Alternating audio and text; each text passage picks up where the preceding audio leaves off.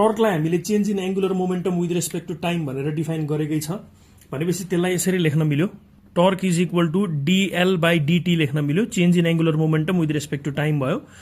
त्यति भएपछि अब इफ यदि टर्क चाहिँ 0 भयो भने 0 भएको खण्डमा चाहिँ यो 0 is equals to dl by dt हुने भयो त्यसको मतलब dl इज इक्वल टु 0 हुने भयो dt उता गएर 0 सँग मल्टिप्लाई गर्दा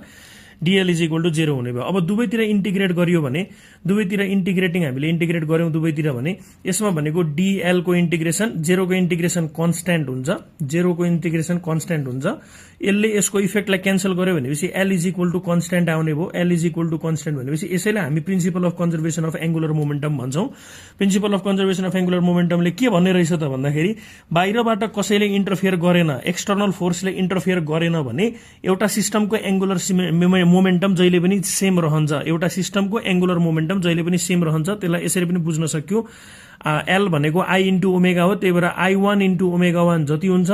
I2 इन्टु ओमेगा 2 त्यति नै हुन्छ र IN इन्टु ओमेगा n पनि त्यति नै हुन्छ द्याट मिन्स कि चाहिँ I चेन्ज हुनु पर्यो कि चाहिँ ओमेगा चेन्ज हुनु पर्यो I बढ्यो भने ओमेगा घट्नु पर्यो I घट्यो भने ओमेगा बढ्नु पर्यो यसैलाई हामी principle of conservation of angular momentum भन्छौं